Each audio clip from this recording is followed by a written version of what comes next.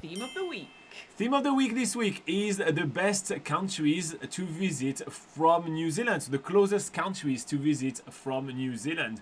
So yeah, there is actually quite a fair amount of countries which are easy to explore from this isolated island that we call home right here in New Zealand. There is actually a wide variety of experience to have as well. Some deserts, some tropical islands, some subantarctic island, and some very, very, very cold places that no one ever goes to, and everything in between. So yeah, that's what we're going to cover today. If you're coming to New Zealand and you're coming from the other side of the world, you may not want to make it just a trip to just see New Zealand, albeit it's a pretty amazing country, but you may want to explore other countries as well. So what we're going to be doing today is covering more of the extra countries outside of New Zealand. And something that not a lot of people know is that we actually own multiple travel guide, not just nzpocketguide.com. So we also have a lot of travel guide for some of the South Pacific islands. So we'll cover that as well because, well, we're not just expert in New Zealand, we're expert in many different tropical countries. So that is exciting. It is indeed.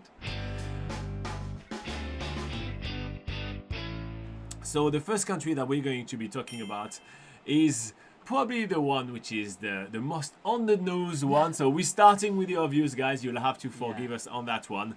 And this is Australia. Australia. So Australia, she has a much better accent than me. Let's admit it. So Australia is 2,100 kilometers away from New Zealand, which is 1,300 miles.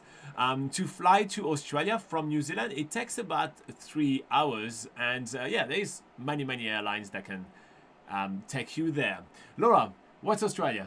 What is Australia? Well, Australia, I mean, obviously it goes on this list. It really goes without saying. It's usually associated with New Zealand as its sort of, big brother. And yeah, it would, if you're in New Zealand, it would be a crime not to go visit the Aussie brothers over there, or cuddle a koala, go snorkel in the Great Barrier Reef, check out some of those huge cities like Sydney, Melbourne, all the highlights. And yeah, it's often a lot of people are coupling a trip to New Zealand with a trip to Australia. So yeah, why not join them? So I spent a gap year in Australia. So I did live in Australia for a wee while. I lived in Sydney for a while, and I did travel through the Gold Coast area, which is kind of what every backpackers tend to do. Let's be honest, nothing new here. And yeah, Australia is quite different. I actually also went to Australia a few times for business afterwards when establishing myself in New Zealand. So Australia is is different in the sense of it's much more of a deserted place. It's very red. It's very dry.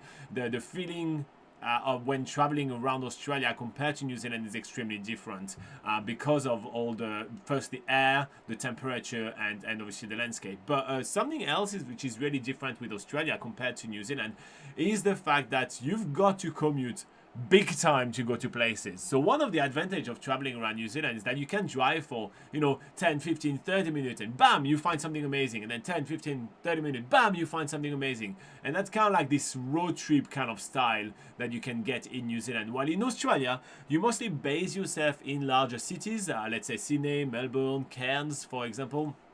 And then from there, you're going to do some excursion to go a bit more out and go explore some different areas. And even, let's say, if you're in Sydney and you try to go to the Blue Mountains, which is a great place to do some hiking and all these kind of things, you still have to commute by train, and it will still take you a few hours, right? Which is very unusual for New Zealand, where usually you'll be able to see a lot of spots, while you drive or while you're on the way. So that makes Australia both, significantly different as a place to visit because it looks really different, but also as how you travel through it, as quite often you won't rent a car and you just fly to a place and either maybe rent a car or engage in a tour to visit the place. That said, it is probably the cheapest country to visit from New Zealand, as there are an ungodly amount of flights between Australia and New Zealand. Different airlines and, as well. Yeah. And the airline that tends to be the cheapest to fly to Australia will be Jetstar. All right, so that wraps it up for Australia. Let's move on to the next one. All right, Laura, let's move on to the next one, and this one is Fiji. So Fiji is located 1,800 kilometers away from New Zealand, which is 1,120 miles to be precise. And the flight to Fiji from New Zealand is also about 3 hours. So it's about the same time that will take you to go to Australia that will take you to go to Fiji. But Fiji is pretty awesome, isn't it? Yeah, so Fiji is a huge island archipelago nation of 333 islands. So there really is a lot going on there. And Laura is going to name them all for us. No, I am not. Yeah, it's split into several island groups, which are easier to name. But yeah, going to Fiji, you can really experience a whole spectrum of travel experiences. You can go there to stay in luxury 5-star resorts or adults-only resorts. You know, like have a nice fancy tropical holiday. You can also go backpacking. So there are places where they actually have backpacker resorts where they still have that sort of dorm setup, but it's in a resort setting. So, you know, you can still experience that tropical holiday, but on the cheap, and experience that with like-minded people. Alternatively, if you're a family, then family holidays are also really popular, and there's loads of stuff for kids to do over there. So yeah, well, whatever type of traveler you are, there's usually something amazing to discover in Fiji.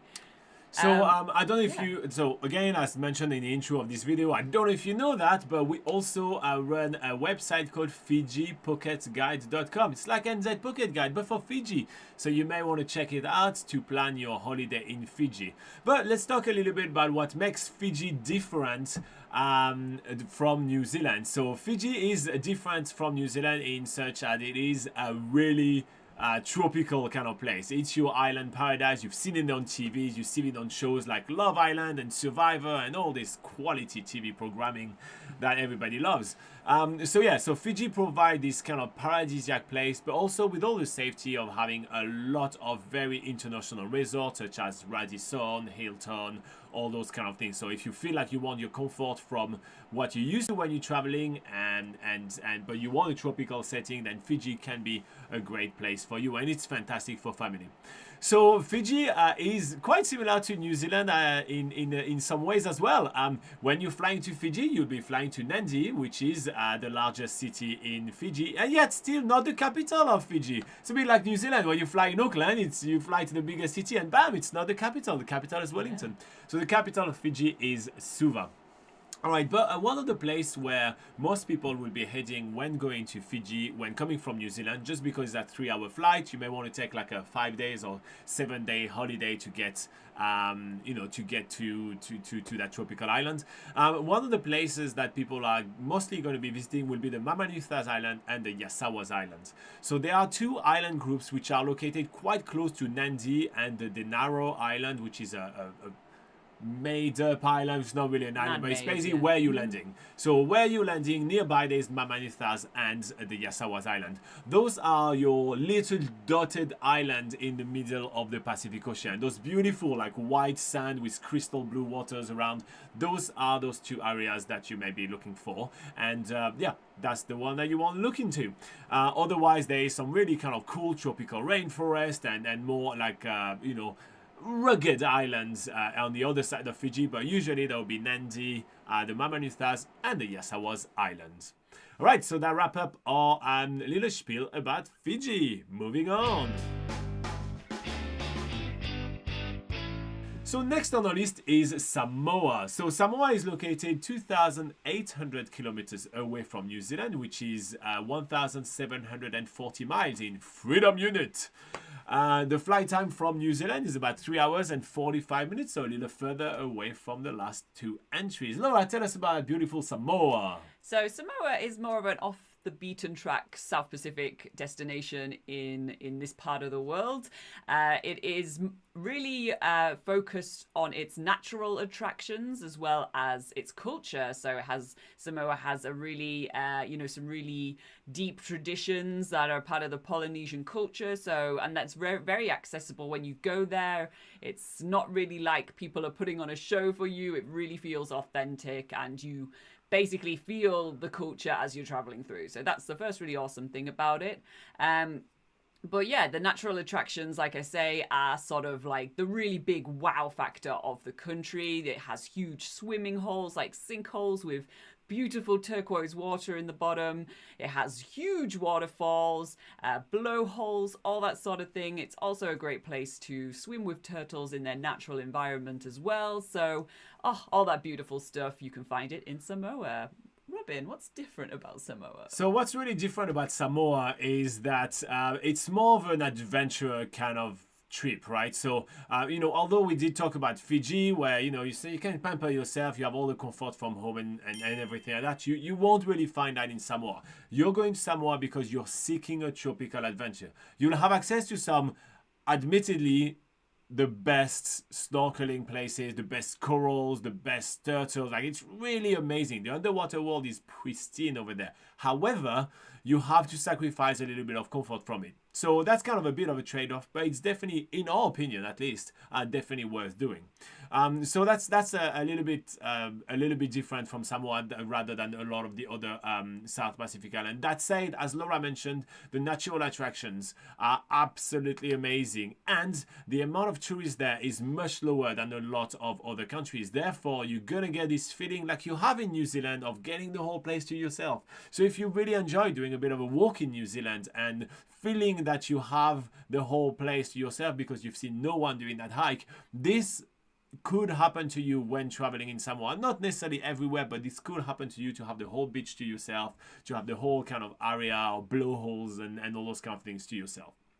Another thing to keep in mind is that Samoa is relatively cheap when it comes to traveling, as in the South Pacific. So you'll be able to actually travel there even if you're on a budget. So if you're on a working holiday visa in New Zealand, if you're backpacking, well, Samoa is a fantastic option for you, as you'll be able to go there, travel around with a cheap rental car or with a cheap scooter, and stay in beach valleys for 20 to 25 bucks a night, be done with it, and just kind of like rough it up and enjoy one of the most amazing South Pacific islands that we've got to experience. Now, something which is common with Samoa is the fact that we have samoapocketguide.com. So if you want to head to samoapocketguide.com, you'll be able to find plenty of information about traveling in Samoa, and the guide is, as per usual, entirely free to use. Are you warming up, Laura? Is it warming you up a little bit? Yeah, it's working. It's working a little bit. I'm ready to go stay in a beach valet in Samoa now. Alright, so next up on the list we have beautiful Tonga. So Tonga is a kingdom located in the center of the South Pacific. It's located 1,900 kilometers away from New Zealand, which is 1,180 miles in freedom units. And the flight time from New Zealand is 3 hours. Okay, so Tonga is another one of those archipelago islands which has 176 in total, but only 60 of those are inhabited. 176 what? Islands. Islands. She didn't say the words, but here you go, islands. Thanks for filling in the gaps. It's split into mainly 4 main groups, but there is another group very far away. So you have Tonga Tapu, which is your sort of main island group that you arrive in off international flights. There's also Vavau up north. There's Hapai in the middle. You have the one island of Eoa on the eastern side.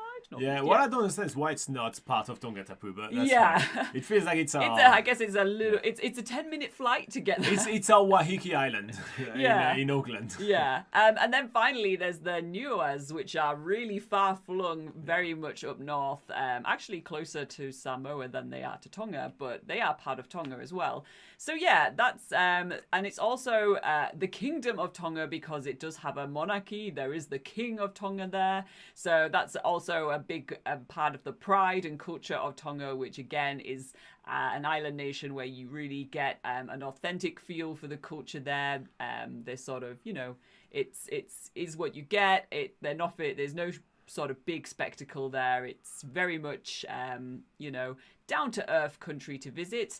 And of course, one of the biggest activities that you can do there is swimming with humpback whales. So this is one of the rare countries in the world where it is legal to swim with humpback whales. They have many boat operations and sort of where they are specially licensed to do whale swimming. So that's the main thing that you can do there. But on top of that, there's a lot of history there. There's some really interesting historical places to visit. They have sort of stone structures, which is kind of known as like the Stonehenge of the South Pacific. The Hamonga. Yep. So you can visit things like that. There's also palaces and tombs to do with ancient kings, that sort of thing. And queens. And princesses. Yeah, of course. Yes. Thank you. Thank you, Robin.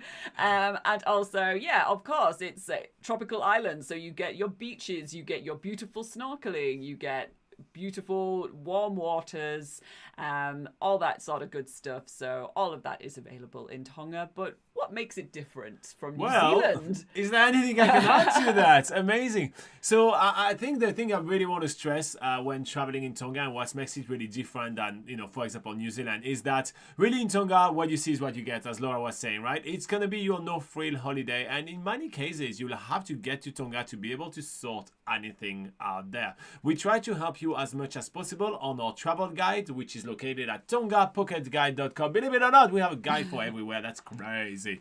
But yeah, so we try to help you as much as we can on the guide. We're actually heading there, in a few months again to do some updates to the website, which is quite great. I'm looking forward to getting warm over there, except that we're going to go there when it's going to be summer here anyway, so it won't change anything for the weather. No, that's not true. It's going to be warmer. I am ranting. Let's move back on. Wrapping it back up right here. Focusing too much on the weather here. I know, focusing too much on the weather. But yeah, so in Tonga, right, you'll get a very authentic experience. People are hand on heart, absolutely fabulous there. But they'll tell you, no, they won't do something because they just don't want to do it. Or if the driver that you hire is just decided that today, wants the day off, is just not going to show up. So that's kind of like the kind of country that you can expect. That said, by going there, oh my God, you get access to some absolutely fantastic landscapes. And what's really good about Tonga is that you get a bit of everything. So there are some South Pacific islands like Palau, which have very, very strong and amazing World War II history and World War II sites.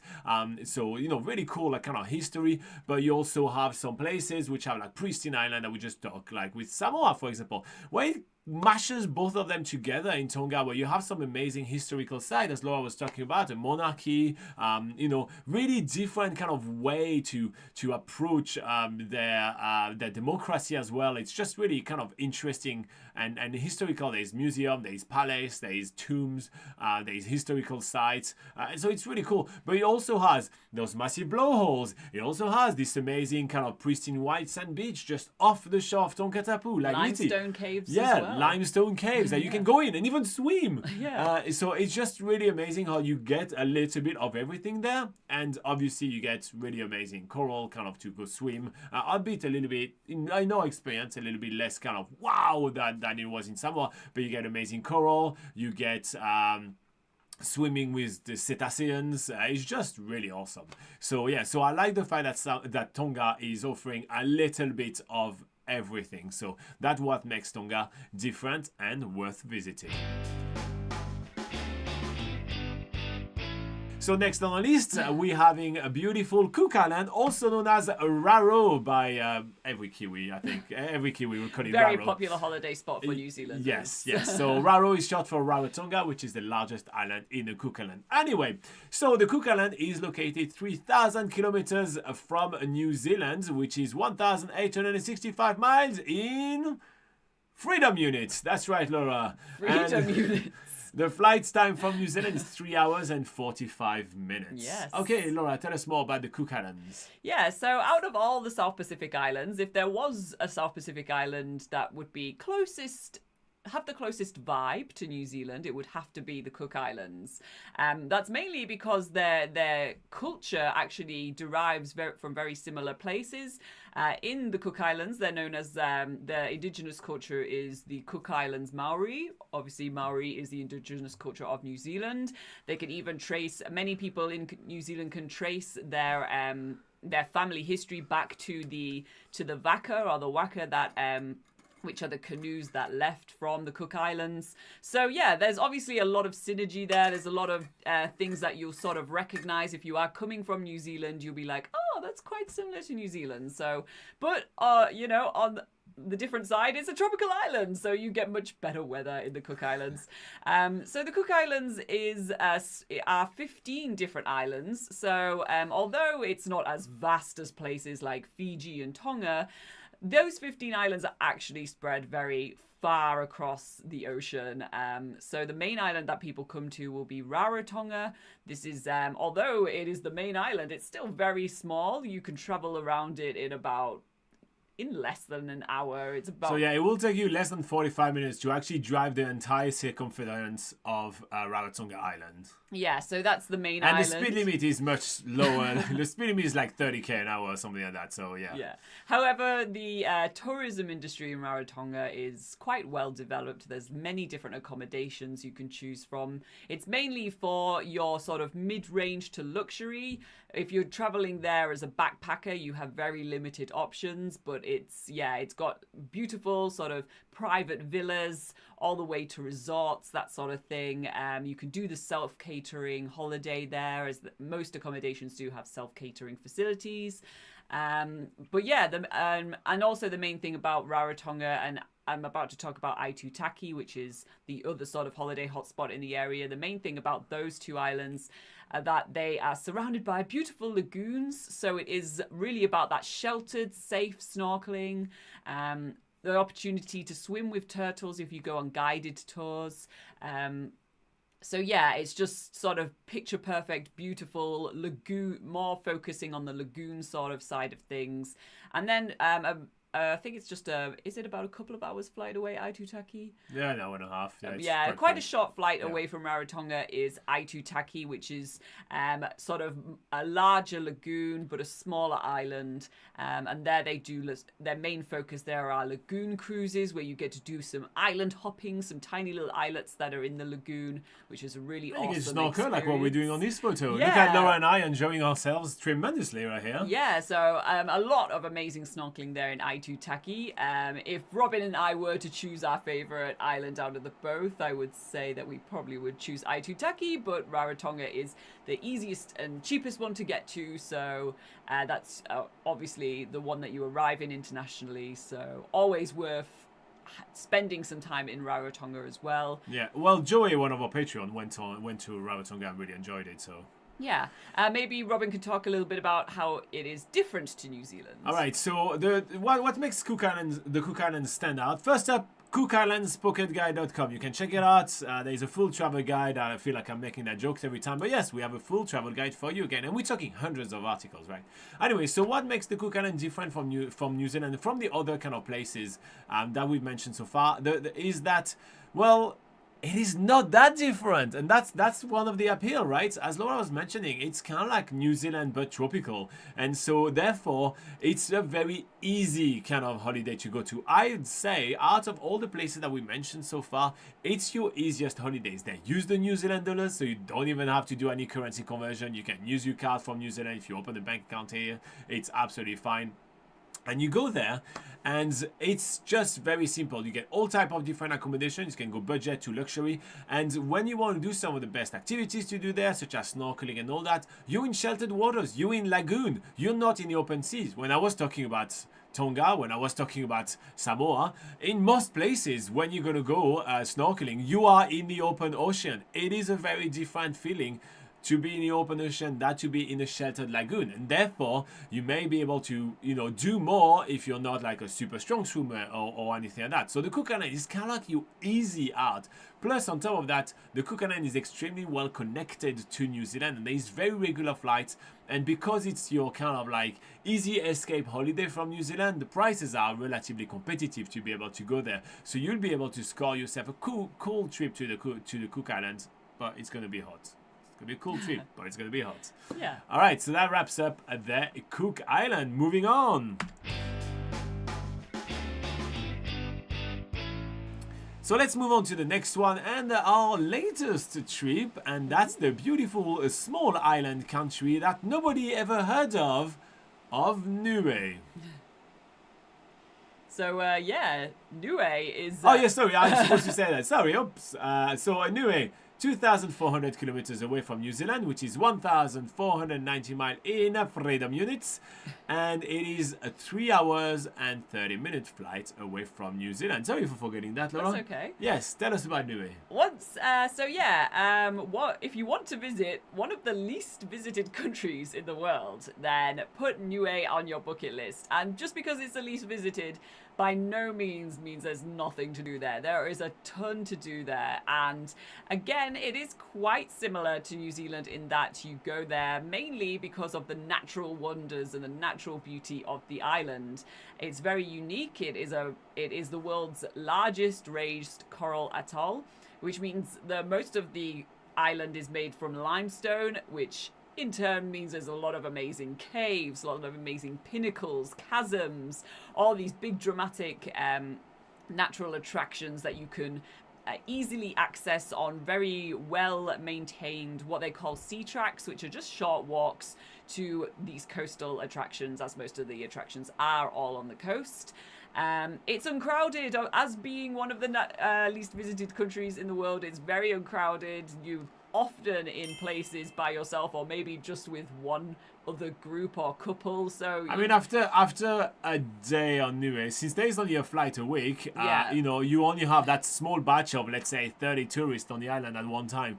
After about a day or two, you've seen them all in all the eateries and all the sea tracks anyway, so you kind of know who they are, and you even can tell when you see a rental car here and there, the person that has the blue rental car, you know who that is, that couple, you know who that couple is going to be, the guys with the red rental cars, etc. So you kind of get, you get used to it, and you know everybody very quickly. Yeah, so unlike the other tropical islands, it's really not a place for nice soft sandy beaches. That's not to say that there isn't any snorkeling. There's some fantastic snorkeling.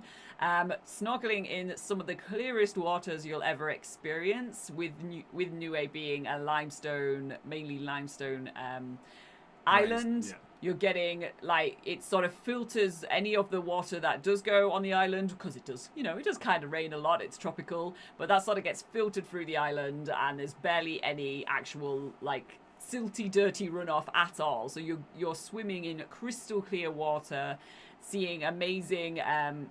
You have the opportunity also to swim with whales in Niue. You have the opportunity to do dolphin watching. Spinner's dolphin. Yeah. It's really fun. Yeah, and you can even do that from the coast. You don't necessarily even have to go on a boat tour, but you can often see it from the coast because the drop-off from the reef is so close to shore, so you can see all this sort of wildlife action if you're just sort of, gazing on the horizon with your cocktail on an evening.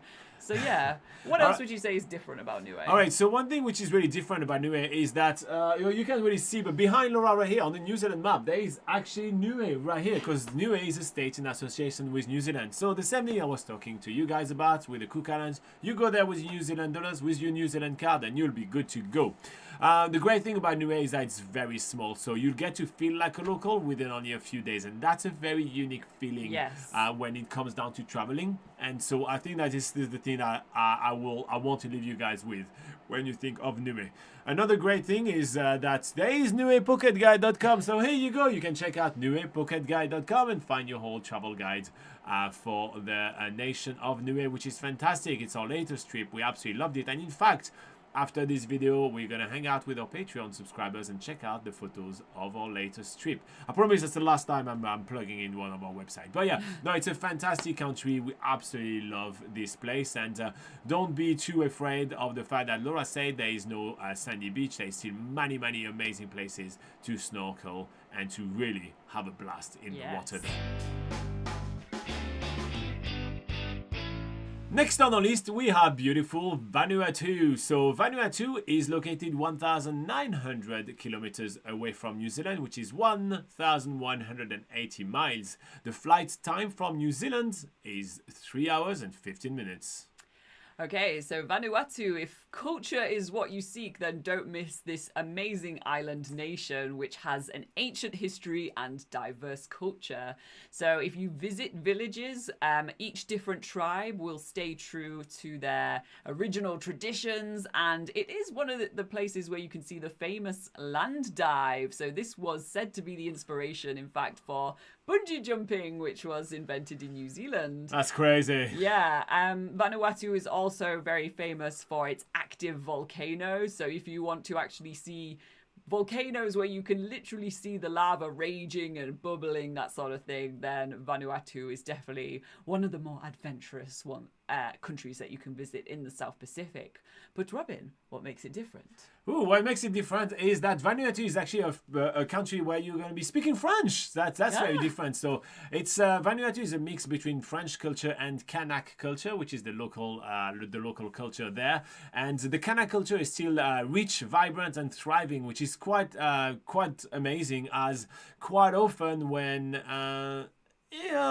in some French places, the local culture is completely washed out. So this one's still super thriving and you can still really embrace it. So from climbing on top of a volcano to, watching some land dive, which literally they are wrapping up some vines to their legs and then jump from tall towers. It's crazy. But yeah, so it's fantastic. You're going to also experience some amazing French food, which is really great as well. Absolutely fantastic people. Just brush up a little bit on your French because the level of English is a little, not everywhere perfect. All right, so that's it for Vanuatu. Let's move on.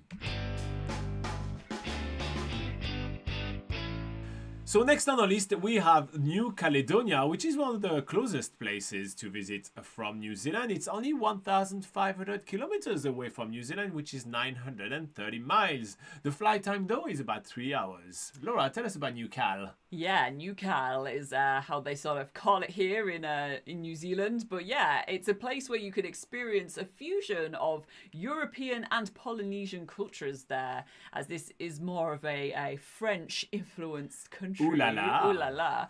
So yeah, with that, expect to enjoy some good food, some amazing beaches, and obviously a place where relaxation is the priority. So if you're looking for somewhere to relax in a sort of, Euro Polynesian flair, then that's kind of what New Caledonia is all about. And because of its proximity to New Zealand, it is one of the more affordable places to get to from New Zealand.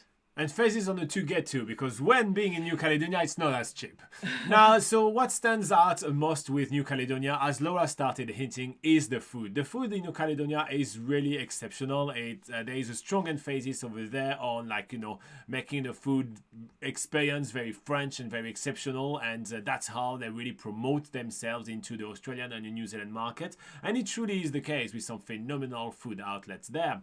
Another great thing about New Caledonia is the fact that, despite the fact that it's only just one really big island with a couple of small, but it's mostly one really big island that you're going to be experiencing when you go to New Caledonia, there is still some really cool island experience which are significantly different than a lot of other places, such as l'Île des Pins, which is an island with massive pines, it looks really striking and very different, right? So you can have some very different experience than what you used to around the South Pacific or in New Zealand, and pair that with amazing French food and Polynesian culture, and bam, you've got an epic mix. Alright, so next up on the list we have the warmest place. Next up on the list we have the coldest place that you can find in pretty much the whole world, and that is Antarctica. That's right, New Zealand is one of the places where you can set off to an Antarctica expedition. Antarctica is located 2,600 kilometers away from New Zealand, which is 1,615 miles. And the flight time is about 5 hours if you're on the fly, but most time you'll take a cruise. Yes, if you want to go freeze yourself stupid, then Antarctica is within flying distance of New Zealand. However, flights for tourists aren't all that common, although Christchurch is one of the gateways to Antarctica, and that's where a lot of flights do leave to go to Antarctica. Usually they are for, work reasons, scientists and that sort of thing. So just hopping on a flight and visiting Antarctica isn't really common. However, what is more common from New Zealand are taking cruises to Antarctica, and often visiting some of the subantarctic islands on the way down. So that is available and something that you can look into. And those cruises usually depart from places like either Christchurch, Dunedin, or even Bluff in the really at the far bottom of the South Island. So Robin, how is Antarctica different from New Zealand? Well, it couldn't be more different. Let's be honest. Antarctica is a desolated place. It's a continent of itself, like Australia was before. And there is penguins. There is more penguins than there are people. So, if you're... Just the way I like it. Yeah, if you're not into those people, those pesky people, go talk to the penguins. But yeah, no, obviously, I feel like it's an obvious one right here. It's very, very different. It's not even really a country, is it? It's just a continent. With a lot of flags on there, yeah, I guess. which is split into, several countries owning Antarctica. It's a fascinating subject to research, by the way. If you do have some spare time and you want to learn something new, research who owns Antarctica and check out how and why and everything. It's kind of fascinating. Yeah. And if you don't want to travel all the way to Antarctica but want to learn about it, then there is a place in Christchurch you can go learn about it. Yeah, which is called the Antarctic Centre. You can learn a lot about Antarctic in there and have a bit of an Antarctic experience where they literally put you in a massive freezer, put down the dial, make you really cold and say, "You're done now, do you want to get out?" So that's kind of how it works because, it's what Antarctica is all about. But no, one of the main things that's going to make your experience in Antarctica very different is the fact that for the vast majority of tourists, you get on a cruise. So you have to want that type of cruise experience and you have to want that type of extreme cruise experience, which is not that cruise, which is, perfect comfort all the time and great weather and everything. You've got to pack heavy, you can't pack light. Yes. And but the great thing about those cruises is that you do a lot of different things. You have some Arctic jump when they will get you to jump in the water and everything. They give you all the proper gears, obviously. But so you've got a lot of different experiences. They keep you really busy, but it is very intriguing. It is not the typical kind of cruise. It's not the typical kind of place to visit. So I think actually what makes it more different than New Zealand is that it is one of the more unique places on Earth. So here's what Antarctica is. It's that different of New Zealand. It's one of the uniquest places on Earth. Put it on a t-shirt.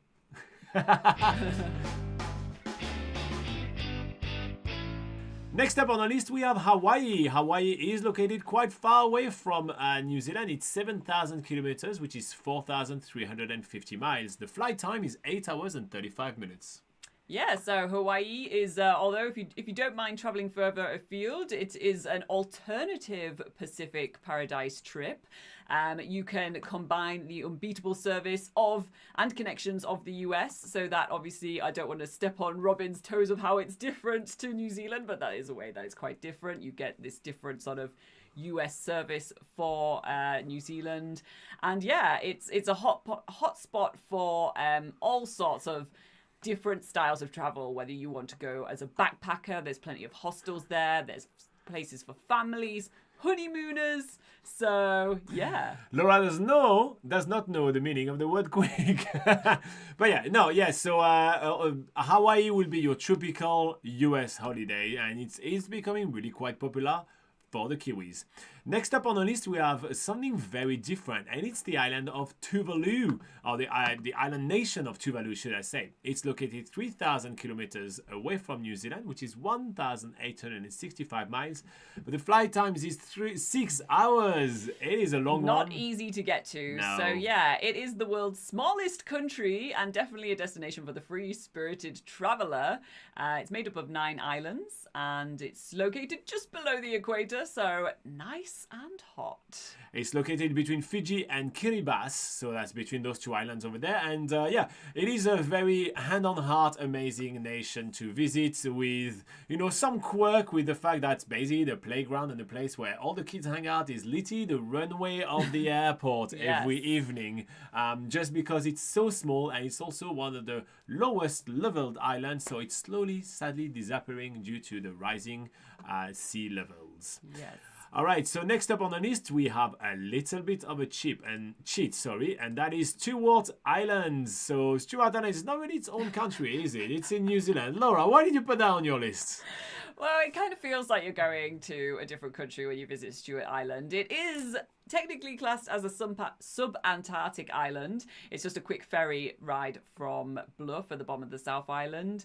But once you get there, it has an odd sort of some of the beaches visually look really tropical. The water's really clear, that sort of thing. But then, It's freezing. then it's really cold. Well, it's kind of cold, but it is also a dark sky sanctuary. So you are also, it's an amazing place to see the southern lights as well as beautiful stargazing. And what makes it different is that it's only a very short ferry ride from the mainland of New Zealand, so it's an easy island escape. It is. Moving on to the Antipodes Islands. So it is also an island with a few islands which are actually part of New Zealand, isn't it? Yeah, so these are these are true subantarctic islands, and again, the best way to go see these islands is to go on a cruise. There are many cruises departing from more Dunedin and the Bluff area that visit various different New Zealand subantarctic islands.